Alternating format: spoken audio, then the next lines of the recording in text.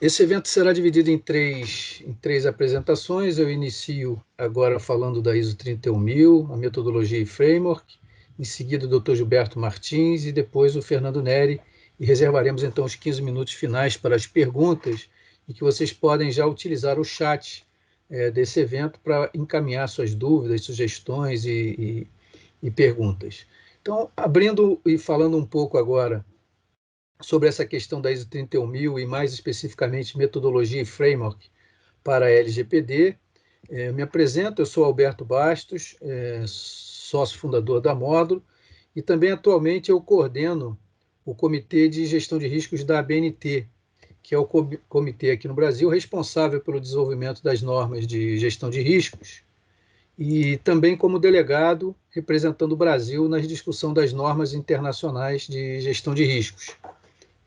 Dentro dessa comissão, sem dúvida, a nossa principal norma de destaque em relação à gestão de risco é a nossa norma ISO 31000. A versão mais atualizada é a versão de 2018, e que criou para nós profissionais de gestão de riscos o que seria quase que uma linguagem comum, onde terminologias e conceitos eles foram, de uma certa forma, normalizados em várias disciplinas das atividades profissionais. Então, nesses comitês, aqui no Brasil, participam mais de 500 organizações desse nosso comitê da BNT, e no mundo inteiro, os profissionais que participam do comitê da ISO internacional são de várias áreas: gestão de projetos, proteção de dados, segurança, jurídico, área de defesa, militar, meio ambiente, saúde. Então, a gente percebe que esse assunto, gestão de riscos, ele é de fato multidisciplinar, né? Ele abrange as várias disciplinas e áreas de atividade. E a ISO 31000, o que ela trouxe de grande novidade, sem dúvida, foi essa ideia de trazer uma mentalidade de risco, ou uma mentalidade de gestão de riscos para todas as organizações e também para todos os processos. A própria ISO, ela padronizou a ISO 31000 como uma grande norma guarda-chuva, orientando as outras normas, né? Então, criando o que se poderia imaginar essa mentalidade de risco, na medida que o conceito principal de risco da ISO 31000 é um conceito bem avançado, onde a definição de risco na 31000 é o efeito da incerteza nos objetivos. Então, com isso, essa definição ela ficou abrangente o suficiente para contemplar todos os tipos de riscos, não apenas aqueles que estamos acostumados a encarar os riscos negativos, aqueles que trazem prejuízos, mas também os riscos que trazem benefícios, né? Como na famosa análise estratégica SWOT, né? Onde você tem, por um lado, as ameaças, mas tem também, por outro lado, as oportunidades. Tudo isso na ISO é considerado, enfim, como dentro dessa definição, da definição de riscos. Então, como falei, essa mentalidade de risco, né? Esse risk-based thinking, né? Que é esse approach de utilizar a gestão de riscos para se implementar processos de gestão, ele foi, de fato, pulverizado em diferentes normas, né? A ISO 9000, já desde 2015, já utiliza esse aspecto, né? Essa norma emprega não só a famosa abordagem PDCA do ciclo para normalização, mas principalmente essa mentalidade de risco. Então, foi assim com a ISO 9000 na área de qualidade, a ISO 14000 na área de meio ambiente, a 37000, que é uma norma anticorrupção, a 19600, que é uma norma de compliance, enfim, diversas outras normas seguiram esse mesmo caminho de utilizar essa mentalidade de riscos e, mais especificamente ainda, utilizar os conceitos, o processo da 31000 como um processo genérico que realmente se aplica a todos os processos da organização, enxergando de que gestão de risco não deveria ser encarado como um processo à parte, sim um processo que é incorporado dentro dos outros processos da organização.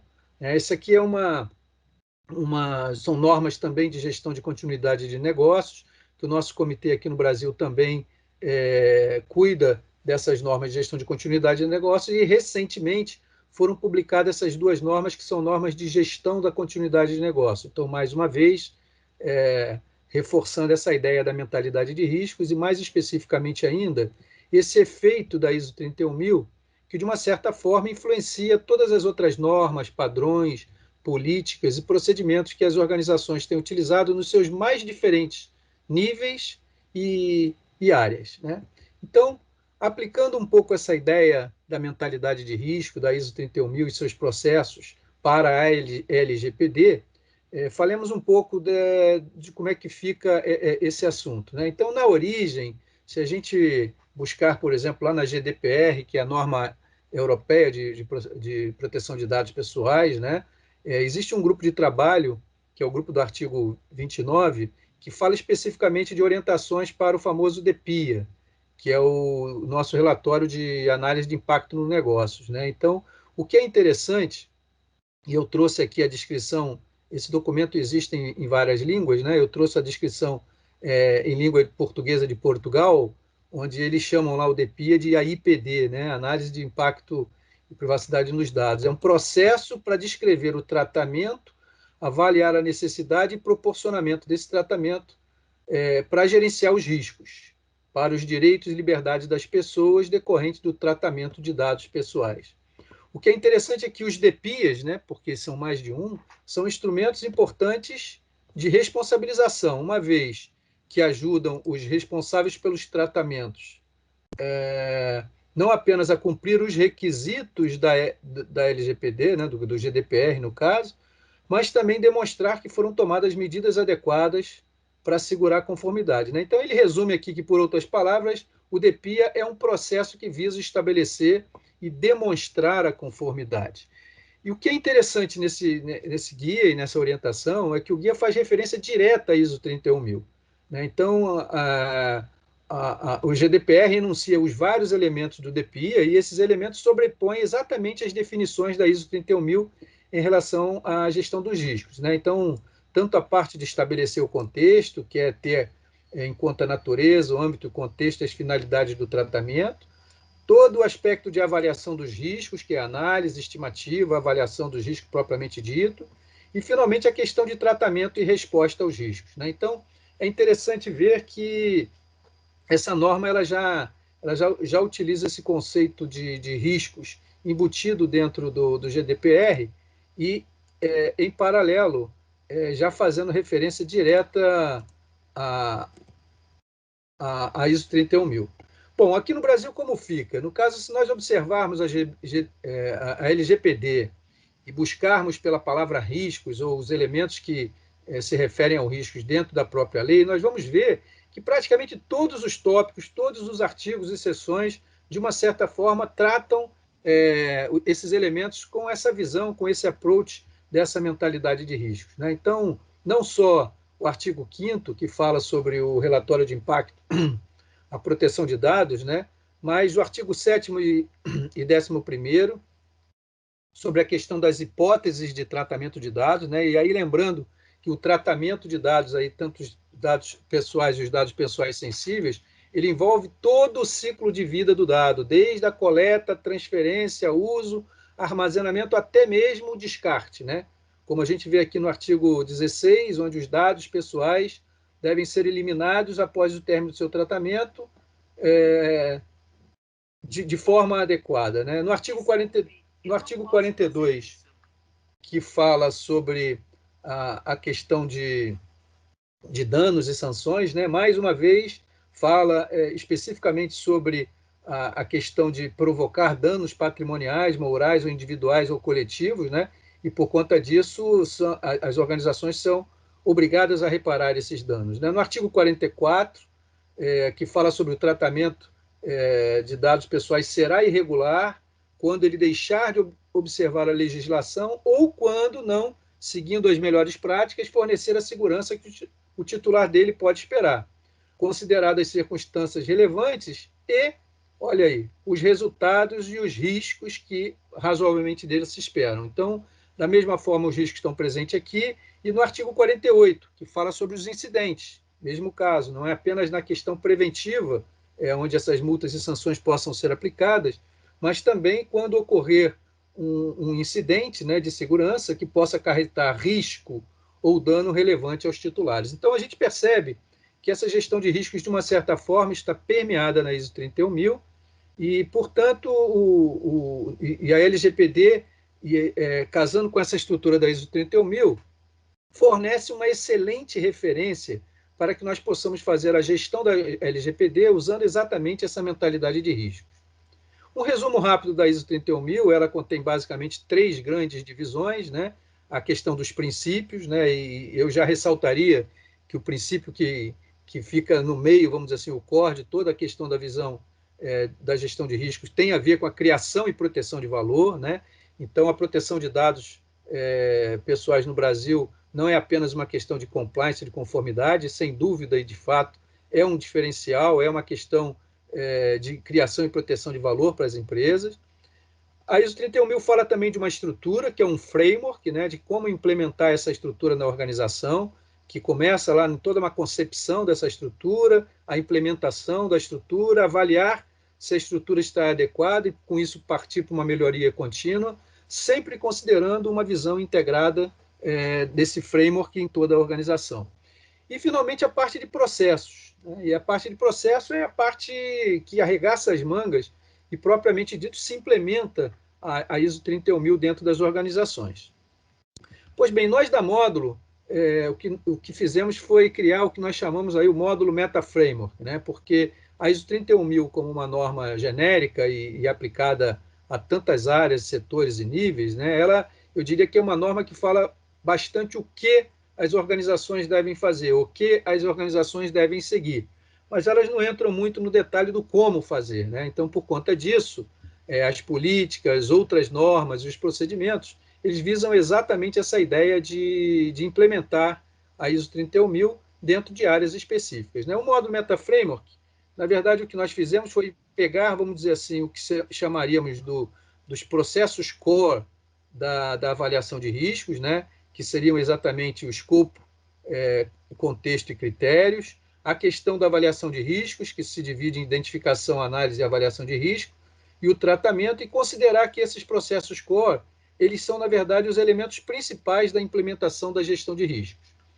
E como linhas dessa matriz, nós teríamos a implementação propriamente dito, como implementar cada um desses processos chaves, né? Toda essa parte de comunicação e consulta, que é quando você tem os alertas, as notificações, mas também você tem toda a coleta de informações numa linha que seria comunicação e consulta para o escopo, para a avaliação e para o tratamento de risco. O processo de monitoramento e análise crítica, que também é constante em toda a organização, é o grande processo de monitoramento. Então, gerenciar e monitorar os riscos é a base, na verdade, para que a gente possa estar atento a novos riscos, atentos também à mudança do contexto, à mudança do cenário, que, de uma certa forma, nos obrigaria a rever toda a organização. E, finalmente, a parte de registro e relato. Né? Toda a parte de relato são os reportes, os relatórios, mas também o registro. Tratando-se de conformidade, tratando-se de uma situação onde, muitas vezes, a organização possa ser confrontada e mostrar evidências de que ela seguiu as boas práticas, de que, de fato, ela implementou a governança e implementou as medidas de segurança adequada, é muito importante que essas evidências desses controles, dessas implementações, sejam, de uma certa forma, guardadas e armazenadas. Né? Aplicando-se especificamente o módulo Meta Framework, né? A Módulo tem utilizado o módulo Meta Framework em várias dimensões. Nós usamos o módulo Meta Framework para a segurança cibernética, usando a base como o ISO 31000, gestão de fraudes em várias organizações, a questão de gestão de controle de conformidade, controles internos, né? E, de uma certa forma, também usamos o módulo Meta Framework para a gestão de riscos da LGPD. Né? Então, se vocês observarem, as nossas colunas são os processos principais, as linhas constam os processos de apoio, né? E dentro de cada um desses elementos, exatamente a forma com que nós enxergamos esse framework, né? Essa estrutura comum para a implementação de LGPD, né? Que se inicia, em termos de escopo, contextos e critérios, criando toda uma parte de mapeamento da organização, as pessoas, as áreas, os sistemas, o suporte de dados, as partes relacionadas às organizações que, de uma certa forma, recebem ou transmitem informações, dados pessoais sensíveis para nós. A questão das entrevistas, né? Vamos buscar essas informações, muitas vezes, nos gestores, nos líderes de processos ou de área. toda a parte de monitoramento e mantendo sempre, como nós falamos, a questão de um registro corporativo desse cenário e desse contexto. A partir daí, a implementação parte por uma utilização de bases de conhecimento em termos de segurança, em termos de assessoria jurídica, de revisão de contratos, em termos até muitas vezes de revisão de processo, até de processos de negócio, para que a gente possa identificar então esses riscos, né? Ou no caso aí de um problema, um possível incidente, identificar ocorrências que tenham riscos que possam se tornar aí problemas para a organização. A análise de risco ela utiliza métricas, né? Então usando o modelo de gestão de riscos, a empresa pode utilizar o modelo de probabilidade, de impacto, relevância e outros critérios para que a gente possa criar medidores, né, para cada ação, para cada cumprimento de requisito, ou para cada ocorrência ou incidente que ocorrer, e com isso gera na nossa avaliação de risco um modelo de priorização. Né? O que fazer primeiro? Né? A gente sabe aí que nós temos sexta-feira uma data importante aí para a LGPD aqui no Brasil, e por conta disso, o que é que precisava já estar pronto, precisa estar feito, né? Então, usando esses critérios de risco, de impacto, de urgência, de prioridade, a gente consegue, de fato, conseguir administrar melhor todo esse modelo de gestão. E, finalmente, após identificar o contexto da organização, os riscos, as vulnerabilidades e as necessidades para se adequar à LGPD, parte-se, então, para um plano de ação, que, nesse momento de projeto, é um plano de ação de implementação, a revisão dos contratos, a mudança de processos, a implementação de funcionamentos, a capacitação e treinamento de pessoas, a conscientização geral, uma série de atividades que estão nesse plano de ação, visando exatamente adequar a organização a essa nova lei, né? E a questão específica dos registros de incidentes, de tratamento, que cada vez mais com os direitos dos titulares, a própria NPD, quando entrar em operação, a questão da importância, então, de prestar contas, né? A norma fala sobre essa questão de responsabilização e prestação de contas. Então, fecha aqui a nossa apresentação inicial, muito rápida, apresentando para vocês a ISO 31000, como que, de uma certa forma, essa mentalidade de risco pode ser utilizada para implementação de uma estrutura para adequação à LGPD, e, finalmente, um Meta Framework, que é um framework dos frameworks, vamos dizer assim, aplicável a qualquer contexto, e uma proposição para que ele seja aplicado à LGPD. Muito obrigado, então, por esses 15 minutos iniciais. Então, relembrando que vocês podem já encaminhar suas dúvidas pelo chat dessa conversa aqui, dessa reunião. Nós estaremos respondendo a vocês no final das apresentações, e eu passo a palavra agora, então, ao Dr. Gilberto Martins. Muito obrigado. Bom dia a todos. É um prazer participar desse webinar.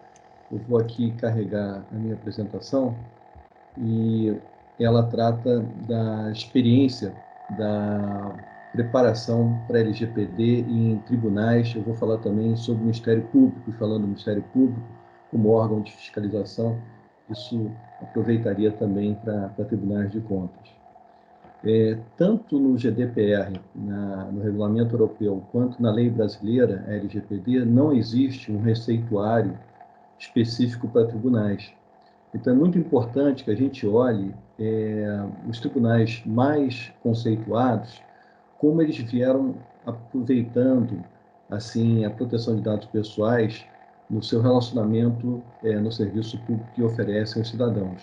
No caso aqui, o Tribunal Constitucional Federal Alemão, onde nasceu a proteção de dados pessoais como direito de autodeterminação informativa, tem um site na internet que oferece informações importantes, assim também como o Tribunal da Corte Europeia de Justiça e a Suprema Corte do Reino Unido.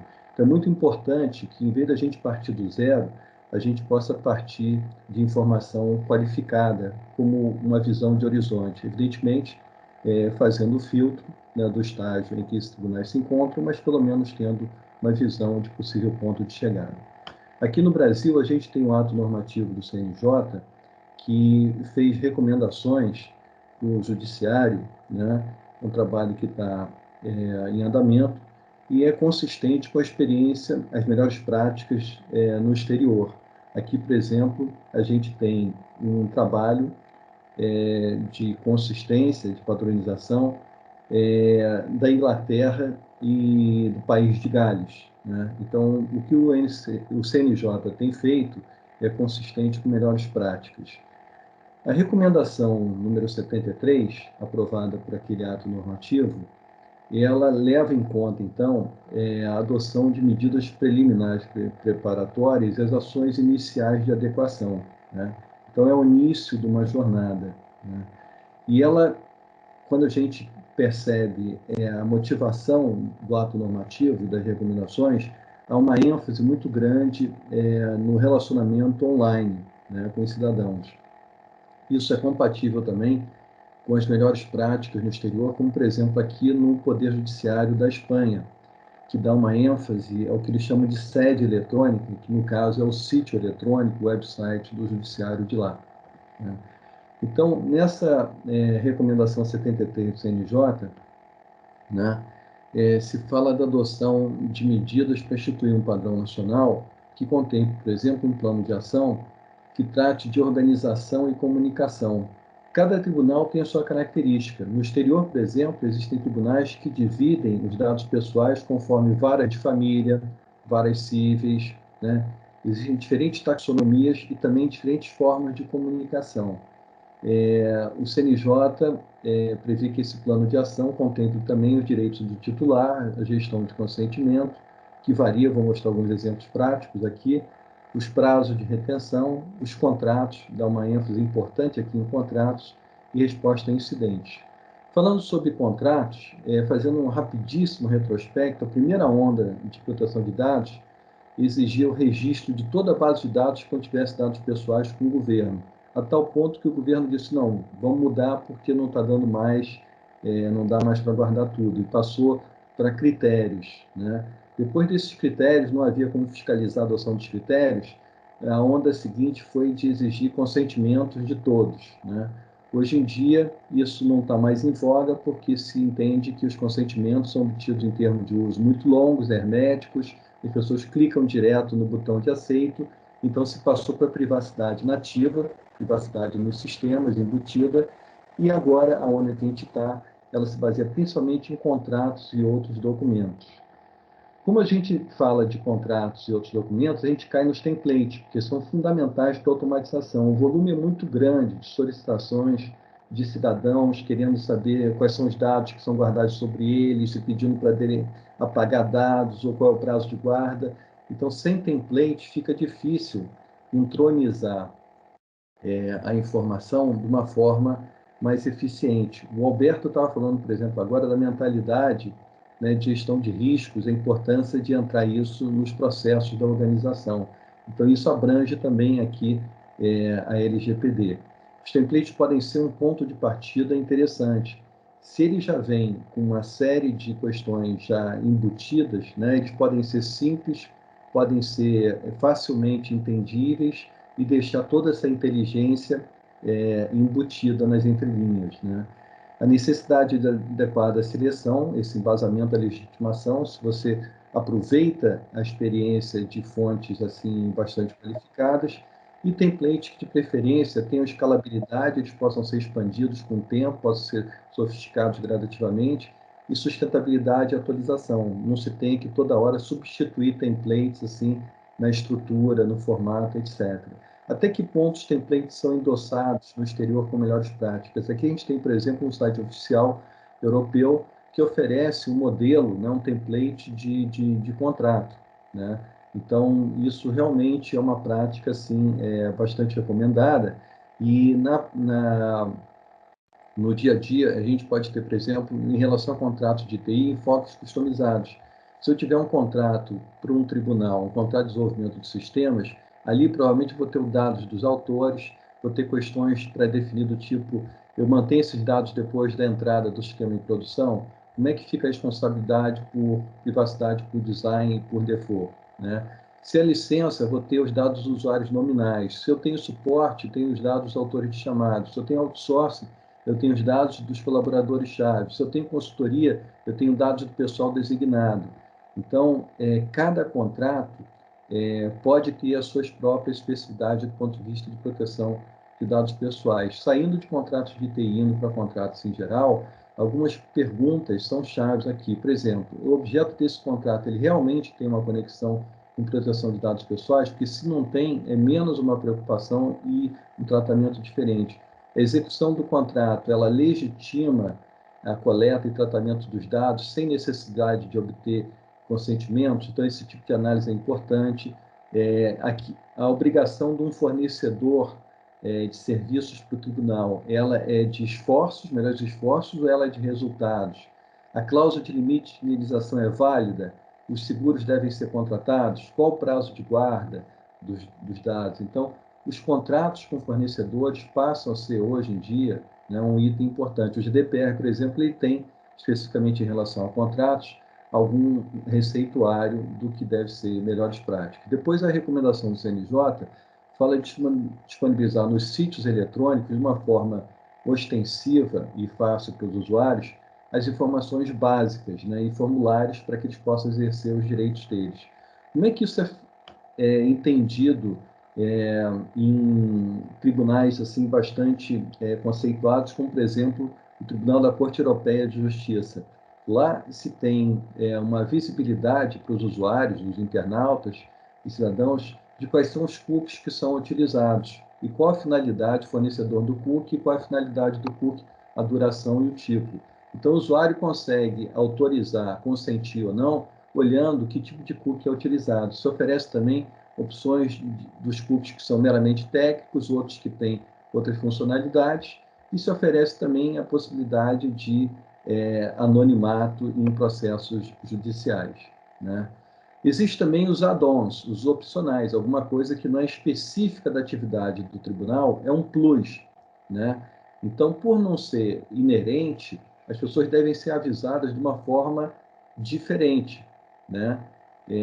Então, aqui, por exemplo, o Tribunal Europeu, ele usa o YouTube para explicar o trabalho dele. Como não é uma coisa razoavelmente esperável, a priori, pelos cidadãos, ele tem aqui um botão de OK. Da mesma forma, os tribunais usam uma ferramenta de analytics, de data analytics, para avaliar a eficiência dos websites. Como também não é algo inerente, nem razoavelmente esperável, existe aqui um opt-in.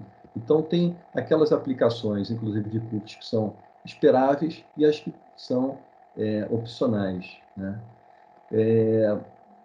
Depois, a recomendação do CNJ fala em elaborar ou adequar a política, então, para navegação no website, o chamado aviso de privacidade, que é uma política mais curta, porque lida só com o público externo.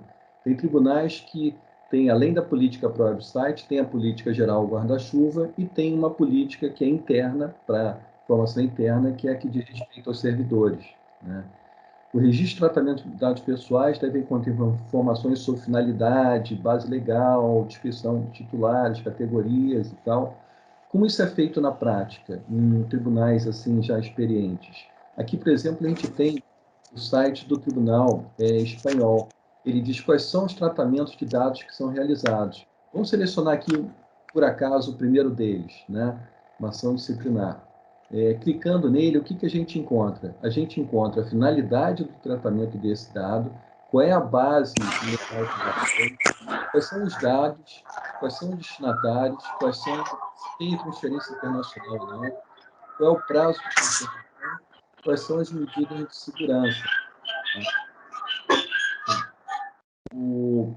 A recomendação do CNJ constituiu um grupo de trabalho que tem um belo desafio, porque a LGPD ela inclui os regulamentos que vão ser baixados pela autoridade nacional, as interpretações, como existe no exterior, órgãos oficiais de interpretação, as boas práticas e os códigos de conduta que ela recomenda, né?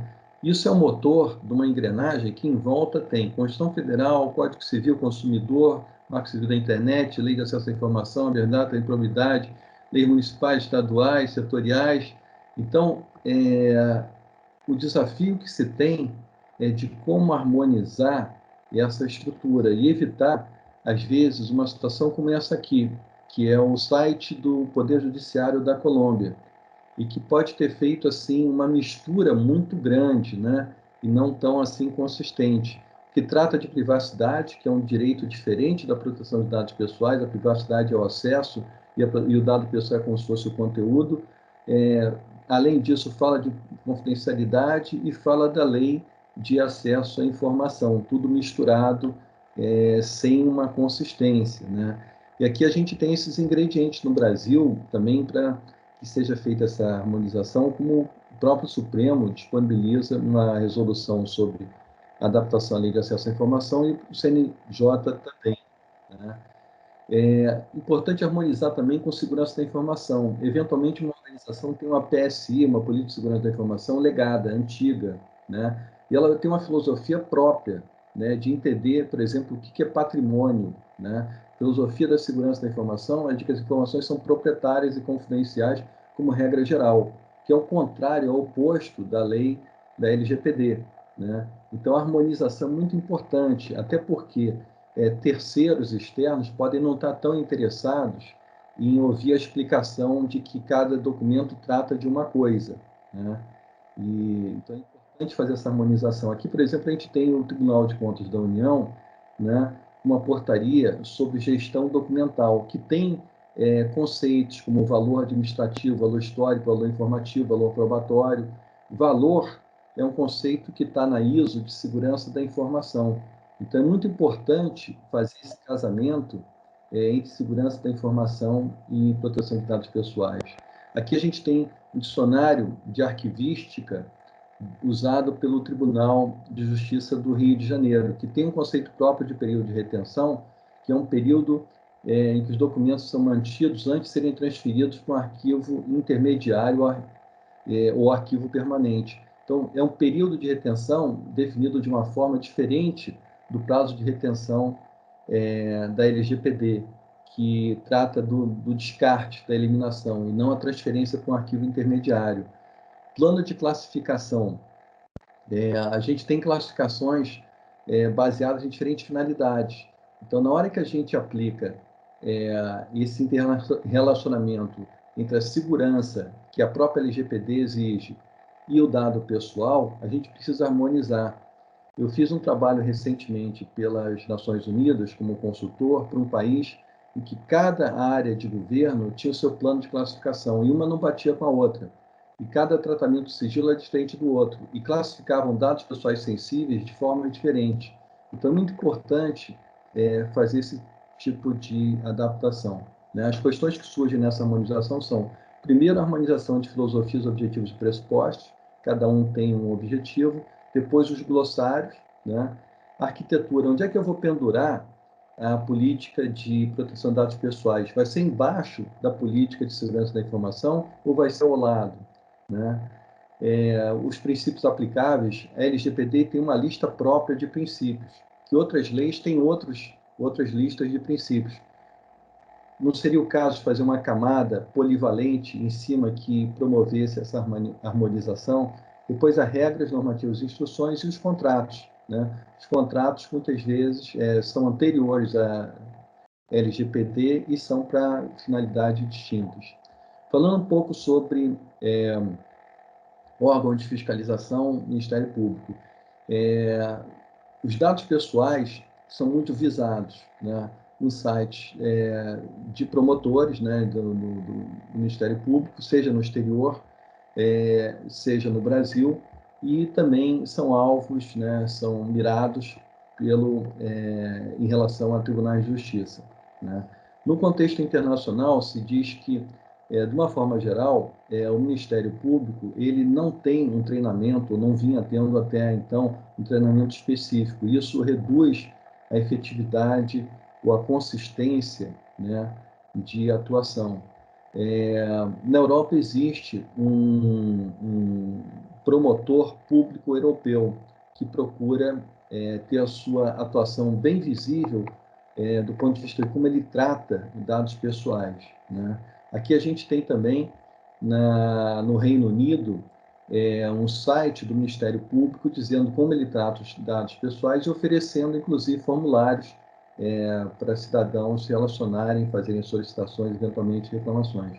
A gente tem no ICO, o órgão oficial de interpretação do GDPR para o Reino Unido, um guia para ação de fiscalização, de persecução pelo Ministério Público. Então, existe informação disponível e acho que o mais importante como desafio é tratar isso de uma forma condensada e simples e acessível, né? A gente está na véspera de entrada em vigor, né? Eu acho que uma programação que faria sentido, seria razoável, é que de imediato se tenha um menu básico, a nomeação do DPO, que precisa atender às solicitações que já podem chegar, ter uma política, né, informando como está sendo feito o tratamento, que já é feito hoje, né, os aditivos e cláusulas contratuais e os termos de consentimento. Para dezembro, até então, já se espera que possa haver regulamentos da autoridade nacional e um prazo mais razoável para fazer o DPIA, que o Alberto mencionou, a governança de boas práticas e atestados. E para agosto, quando entram em vigor as penalidades previstas na própria LGPD, né, um menu mais completo ainda, né, com a segurança da informação totalmente implantada, seguros, laudos técnicos e jurídicos que certifiquem. Então, como conclusões, a gente tem uma necessidade contínua e simultânea de automação e, ao mesmo tempo, de customização, convindo buscar respaldo e melhores práticas nacionais e internacionais, um plano de maturidade que faça um processo gradativo e as recomendações do CNJ exigem uma visão global e harmonização para aquilo que a gente mostrou. Muito obrigado e eu estou passando a palavra aqui para o Fernando Nery, então. Bom, pessoal, bom dia a todos. Em primeiro lugar, agradecer aí a presença de todo mundo. Nossa intenção, inclusive, quem tiver alguma pergunta, alguma observação, pode usar o chat, tá, diretamente para fazer essas perguntas e observações. Podem ficar à vontade. Nós procuramos fazer esse encontro, né, para falar sobre 3 elementos que nós achamos essenciais para o atendimento à LGPD, né? O doutor Gilberto falou sobre templates, sobre bases de conhecimento, né, necessárias para fazer esse atendimento à LGPD, principalmente a organização de tudo aquilo que deve ser tratado. Então, essas bases de conhecimento são essenciais, o atendimento jurídico, as cláusulas, e, obviamente, essas bases de conhecimento elas possuem uma série de ações, elas possuem versionamento, precisa de rastreabilidade, de colaboração, e a automatização pode ajudar nesse processo. E o outro elemento é exatamente o que o Alberto falou, que é a metodologia, né? Como é que eu faço isso, né? Como é que eu traço a minha automatização? Basta instalar um software e pegar tudo e jogar? Então, a nossa proposta é exatamente usar a ISO 31000 como metodologia dentro do processo de automatização. Então, existe um modelo que a conformidade é cruzada, né? Ou seja, nós temos a lei, que foi uma lei, principalmente no que se refere ao prazo de entrada em vigor, foi bastante conturbada, que é a LGPD, a Lei 13.709.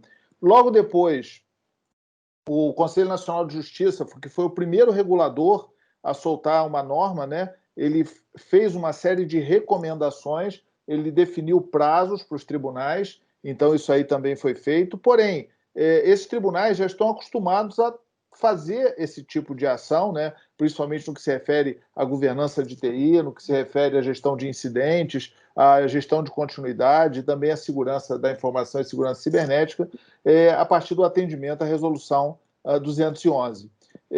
Aí, o atendimento à resolução 211 é feito com diversas publicações de boas práticas, de métodos, né? Como a ITIL, como o COBIT, como a ISO 27000, e isso aí casa com a LGPD quando ela fala das boas práticas e governança. Aí você, uma das normas, né, a ISO 27001 e a 27002, bastante usadas pelos tribunais, mas ela é de 2013, né? Então, ela continua sendo relevante, porém, nós também recomendamos o uso de normativas mais recentes, né, e que também aprofundem mais, como é o caso dos syscontrols. Então, o modelo de conformidade, o Dr. Gilberto mostrou, obviamente, outros elementos que se integram à própria LGPD, né? A Lei de Defesa do Consumidor, a Lei de Improbidade Administrativa, ou seja, o Estatuto da Criança e Adolescente. Então, você precisa realmente ter esse cruzamento de dados. A recomendação 73, ela aponta para uma série de ações que a gente, atendendo a tribunais, né, nós entendemos que já são elementos que os tribunais já estão acostumados a fazer, e nós achamos também que nós podemos ajudar dentro desse processo de automatização. Então, elaborar um plano de ação, nós vamos falar aqui sobre plano de ação, nossa metodologia e a nossa automatização trata o conceito do plano de ação, aí fala aí também dos elementos básicos da lei, né? Usa o dialeto da lei, direito do titular, gestão do conhecimento e assim por diante. Também, né, de publicar informações nos sítios eletrônicos. O importante é o seguinte, o regulador, ele fala basicamente na superfície, né? Ele fala, precisa ter um formulário para exercício do direito dos titulares, ok. Só que o direito do titular demanda você classificar o titular. Quem é o titular? Ele é um advogado? Ele é parte em um processo? Ele é um ex-funcionário? Ele é alguém que fez um curso numa escola? Então, o formulário é só para a entrada do dado. Depois que o dado chega, ele tem que seguir por um workflow. Então, isso aí é essencial também, entender esse workflow. Como é que eu busco a informação? Como é que eu faço a autenticação? O direito dos titulares tem esse desafio, né? De saber que quem solicitou é a própria pessoa. Ah, mas é um advogado com um certificado digital e eu tenho convênio com a OAB para saber que aquele advogado é ele mesmo. Excelente, resolveu o problema. Só que tem um monte de gente que não tem certificado digital, que não faz o acesso. É mais ou menos como lei de acesso à informação, né? Ninguém pede dado na lei de acesso à informação para te elogiar.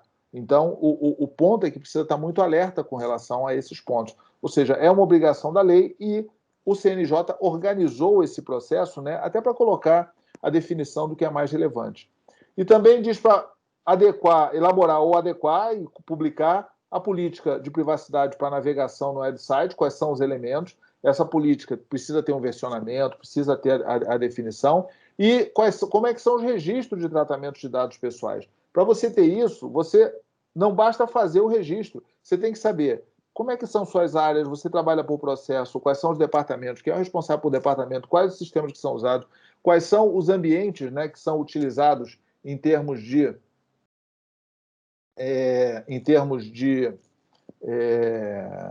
de documentos em papel. Então, quais são as ações de segurança? Tudo isso aí precisa estar publicado conforme a norma do CNJ. Então, acho que o CNJ fez uma coisa inteligente, que ele ajudou os tribunais a fazer uma interpretação e saber o que é prioritário, o que é correto para se fazer.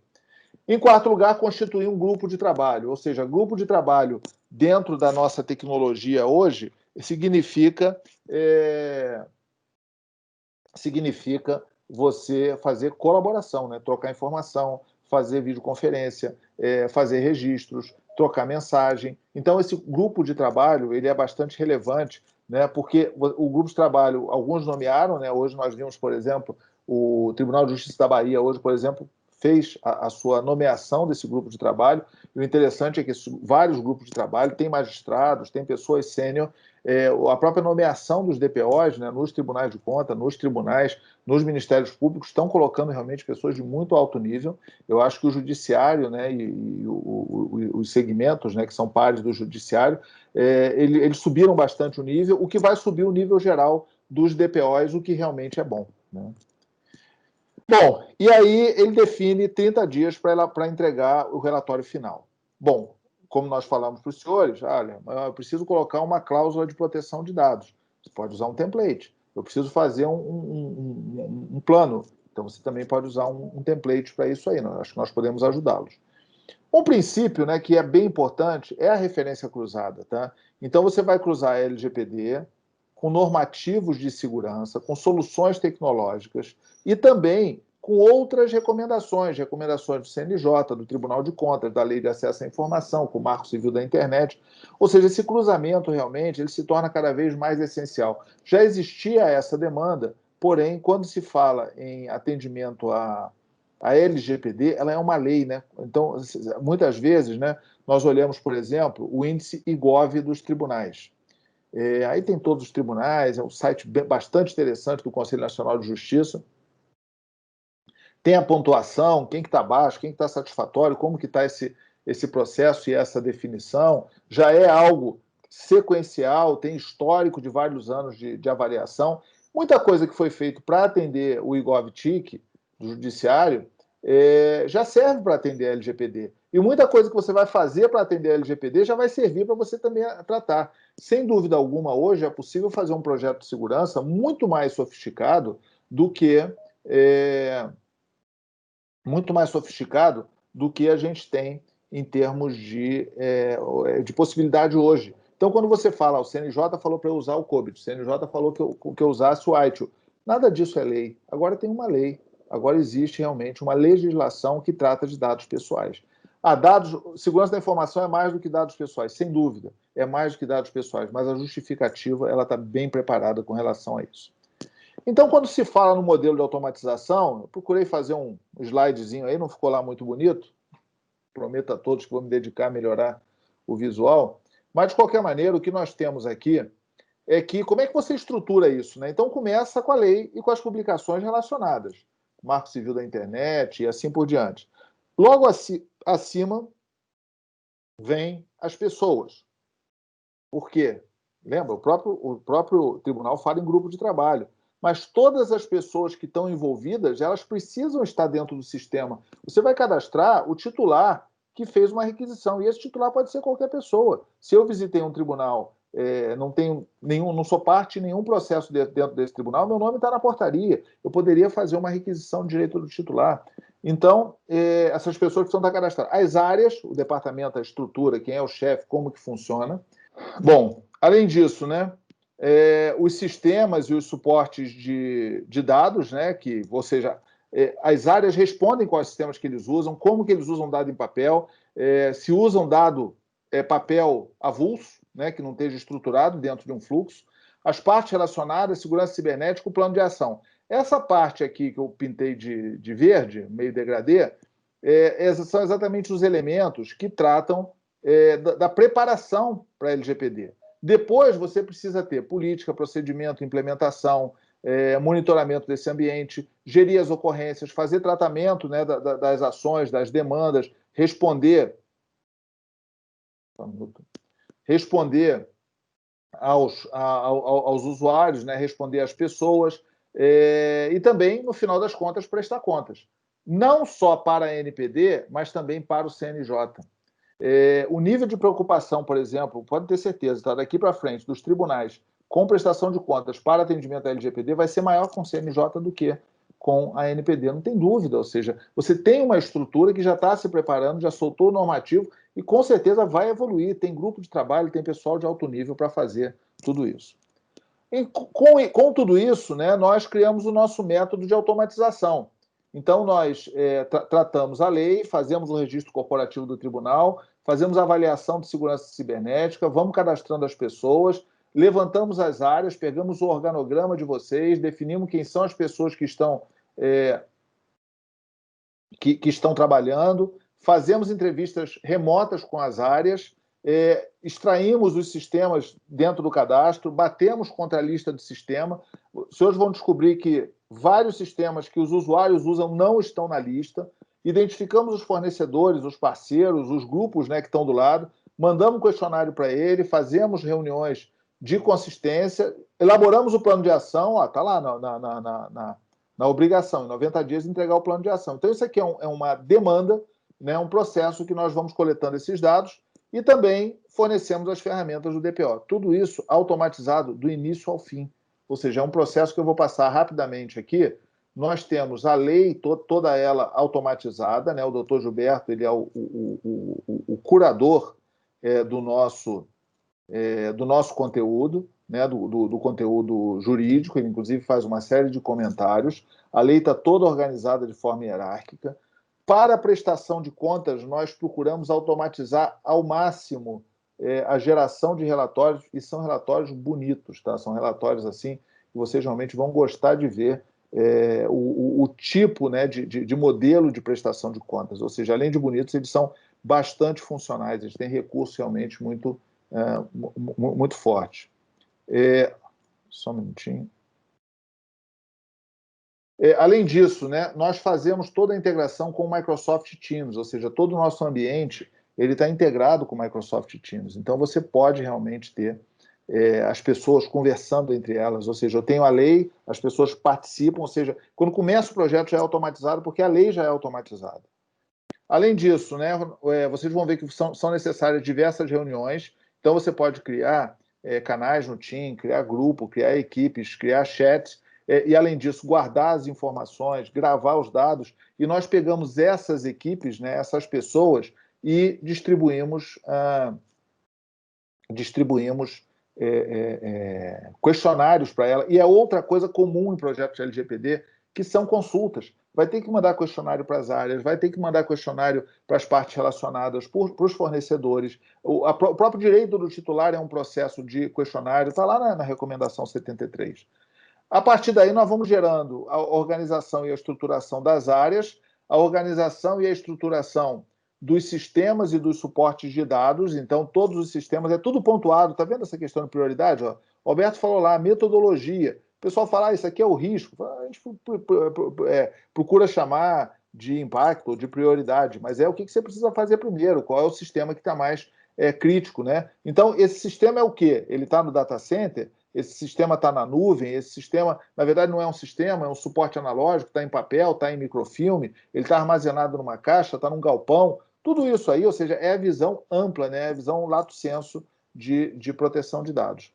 Além disso, né, as partes relacionadas, aí vem um ponto importante, tá, para vocês de tribunais, é necessário ter relacionamento com o DPO, ou seja, o DPO que for nomeado, ele tem que se relacionar com os outros DPOs que, por acaso, vocês troquem informações, tá? Isso aí é bem relevante, esse ponto de atenção.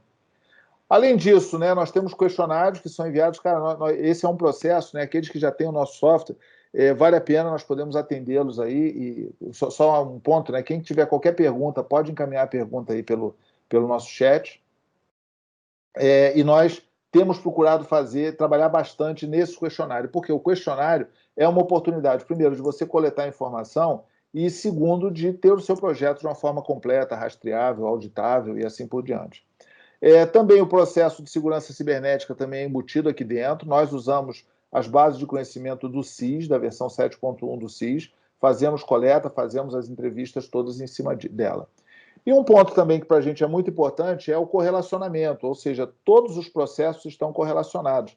No caso desse grafo aí, em azul estão as áreas, em verdes estão os sistemas e suporte de dados, em vermelho estão as partes com as quais nós nos relacionamos, e em amarelo estão os assuntos da lei, ó, anonimização, logs. Então é óbvio, né, que uma visão dessa é uma visão mais ilustrativa, mas o interessante desse processo é você conseguir fazer os filtros. O que tem a ver com anonimização? Você aperta um botão e já aparece. O que tem a ver com agência de viagem? Ela está ligada a quê? Então você consegue ver isso. Esses correlacionamentos são realmente bastante ricos. Além disso, nós entregamos um plano de ação em workflow, categorizado, organizado por áreas e principalmente com os responsáveis. Está vendo esses responsáveis aqui? Todos esses caras aqui que são responsáveis, eles estão integrados, né, com as áreas, né, com áreas fim. Então, você realmente faz esse tipo de relacionamento com uma série de áreas fim dentro da sua organização. E você pode até disponibilizar. Ontem a gente estava conversando com um cliente para que ele pudesse disponibilizar o sistema para a área fim, a área de recursos humanos. O que ela tem que fazer? Ela tem que avaliar um sistema para ver se ela pode abrir mão de dados sensíveis. Então, tem várias ações para você fazer. Além disso, né, o próprio cockpit do DPO, isso aí é uma brincadeira que a gente fez, mas acabou que um cliente gostou dessa ideia. Você pega, por exemplo, uma empresa de telecomunicações que tem 40 milhões de clientes, a gestão do processo de direito do titular é complexo e pode demandar isso, ou seja, o que nós oferecemos é o software. E, por último, né, nós temos as ferramentas do DPO, tá? Que são ferramentas que o DPO vai usar no dia a dia. Gestão de incidente, requisição de titular, privacy by design, o painel do DPO, os relatórios, as APIs, os inventários, os documentos, além disso também as políticas e os recursos para os usuários. Então, essa é a forma, né, que nós procuramos fazer a automatização. Estamos à disposição de todos vocês e vamos passar aqui para algumas perguntas e para os comentários finais. Tá? Se alguém tiver alguma pergunta, por favor, pode ficar à vontade, tá? e passar para a gente. Eu não sei aqui como que está o meu chat.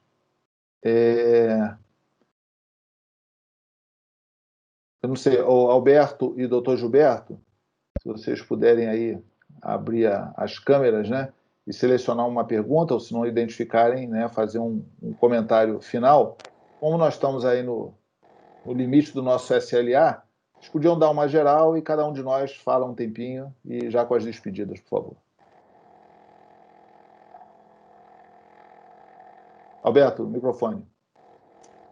Eu acho que tem uma pergunta que pode ser endereçada ao Dr. Gilberto, do Rodolfo, sobre informações que são disponibilizadas no site, em termos de processo de controle, e nessas que já foram julgados, entre eles contatos celebrados com a administração pública, onde constam, por exemplo, endereço, estado civil, CPF dos atores que celebram. Essas informações são também utilizadas quando da fiscalização. Essas informações podem ser divulgadas no site ou devem ser tarjadas. Se precisarem ser tarjadas, precisamos retirar todos os contratos do site, prejudicando a transparência ativa, regredindo no controle social? Acho que é uma pergunta para o Gilberto. A pergunta é excelente, Rodolfo, e de uma forma geral, os contratos têm o princípio da publicidade, né? A exceção é quando o contrato diz que a própria existência dele é confidencial, e aí quem assinou, os dados de quem assinou seriam confidenciais por tabela. Então, no caso, o que está consentido e autorizado é a divulgação de quem assinou. Se essa informação que está pública, no contexto público, com uma determinada finalidade, ela for apropriada por alguém sem autorização, por exemplo, para fazer e-mail marketing, aí é uma outra finalidade que não foi previamente autorizada. Então, pode continuar o dado lá publicamente disponível, o que não pode é alguém pegar essa informação e usar em algum outro contexto. Tem uma pergunta aqui do Diego Madeira, essa eu posso responder. Ele pergunta se os clientes que possuem o módulo Risk Manager receberão uma atualização dos KBs para ISO 27001, 27701 e a LGPD, no caso da LGPD como documento de referência. Sim, Diego, os clientes hoje que utilizam o Risk Manager, tanto eles têm a possibilidade de receber sempre. Por exemplo, agora nós estamos atualizando também os controles do SIS para a versão 7.1, sempre mantendo lá as normas, os documentos de referência atualizados. Qualquer novidade que surge, nós disponibilizamos sempre. Em específico, posso pedir para o Fernando falar um pouquinho sobre essa solução LGPD Manager, que foi construída em cima do Risk Manager também, né? Então, para a nossa base instalada, eu acho que seria importante ele conversar como é que funciona. O Risk Manager, né, a solução que nós fizemos, o LGPD Manager, ela foi feita em cima do Risk Manager. Elas são uma série de implementações e configurações e atributos. Nós temos recomendado a todos os nossos clientes usar uma instância apartada. Nós temos feito aditivo em contrato para fazer uma instância apartada. Por quê? Porque esse Risk Manager é para atender uma lei. Então, em termos de segregação, em termos de gestão, ele é realmente um processo diferenciado. Então, nós temos sido bastante eficazes nisso, ou seja, de gerar uma nova instância e essa instância ser dedicada ao atendimento à LGPD.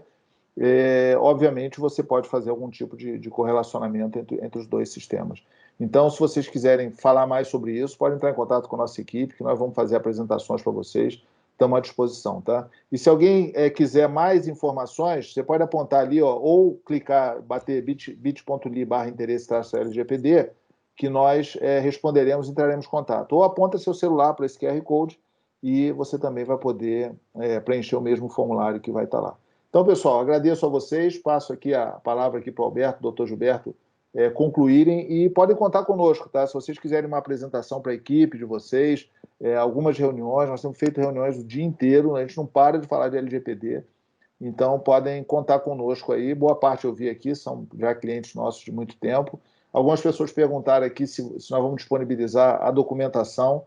A resposta é sim, tá? Nós vamos encaminhar esse material e podem contar conosco para novas oportunidades. Muito obrigado, pessoal. Passar para o Alberto.